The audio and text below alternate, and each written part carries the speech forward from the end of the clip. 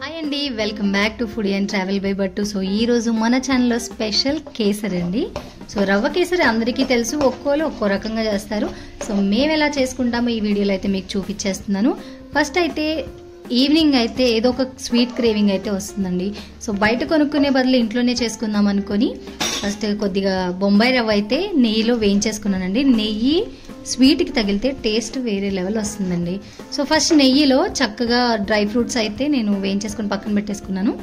So తర్వాత ఇంకొంచెం నెయ్యి వేసుకొని దాంట్లోనే రవ్వని మనం గోల్డెన్ బ్రౌన్ వచ్చేదాకా ఫ్రై చేసుకోవాలండి. అప్పుడు టేస్ట్ చాలా బాగుంటుంది. కేసరి అనగానే అందరూ ఫుడ్ కలర్ అయితే వాడతారు కదండి. ఇందులో నేను ఫుడ్ కలర్ వాడలేదు, సాఫ్రన్ అయితే వాడాను. అది కుంకుమ పువ్వు అండి. అది నీళ్ళల్లో కానీ పాలల్లో కానీ ఫస్ట్ వేడి చేసేటప్పుడు వేసామనుకోండి ఆ కలర్ మొత్తం స్ప్రెడ్ అయిపోతుంది అనమాట.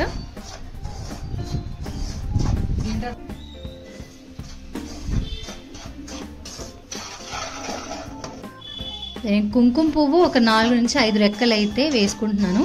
మీరు కుదిరితే నానబెట్టన్నా వేసుకోవచ్చు, లేదు అనుకుంటే నీళ్లు కానీ, కొంతమంది పాలు పోసి చేస్తారు కేసరి. సో నీళ్లు కానీ పాలు కానీ చేసేటప్పుడు దానిలో వేసేసి కాసేపు మరగనిచ్చారనుకోండి ఆ కలర్ అనేది స్ప్రెడ్ అయిపోతుంది.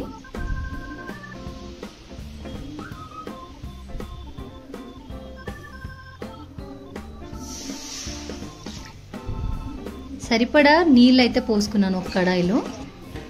కుదిరితే నాన్ స్టిక్ ప్యాన్ వాడండి, అతుక్కోకుండా అడుగంటకుండా ఉంటుంది. కొద్దిగంత కుంకుమ పువ్వు వేసాను.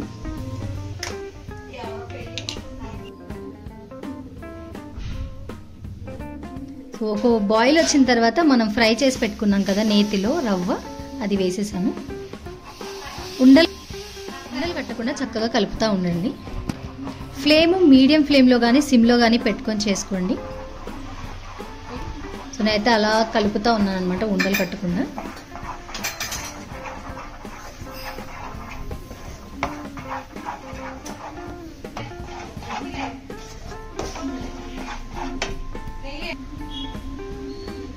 ఇప్పుడు నేను గ్లాస్ చక్కెర అయితే వాడాను. ఏ గ్లాస్తో అయితే చక్కెర వాడతామో మనం అదే గ్లాస్తో 2 గ్లాసులు రవ్వ కొలుచుకోండి.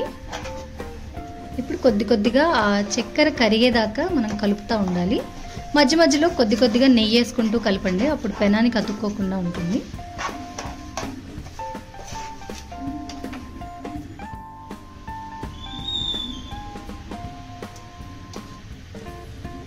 చూసారు కదా, ఇలా ఒక్కొక్క స్పూన్ వేసుకుంటా కలుపుకుంటా అలా నెయ్యి వేయంగానే ఆ గుమ్మగుమ్మలు అయితే వచ్చేస్తూ ఉంటుందండి. క్రేవింగ్స్ అయితే ఇంకా పెరుగుతాయి అన్నమాట మనకి. సో అలా ఉండలు కట్టకుండా చక్కగా కలుపుకుంటా ఉండండి.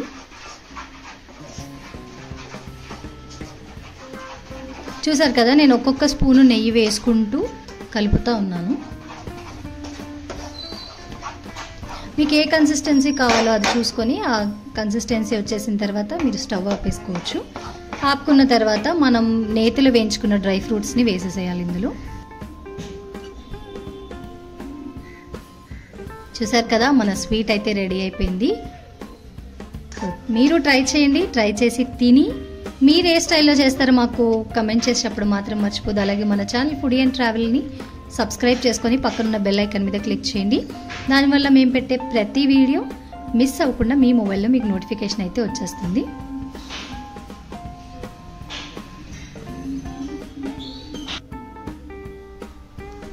సో స్వీట్ క్రేవింగ్స్ ఉన్నప్పుడల్లా ఇది ట్రై చేయండి. స్వీట్ తక్కువ వేసుకున్నా బాగుంటుందండి టేస్ట్. సో నేను కొంచెం తక్కువ స్వీట్ వేసుకొని చేసుకున్నాను, టేస్ట్ సూపర్ వచ్చింది. థ్యాంక్స్ ఫర్ వాచింగ్ ఆ వీడియో.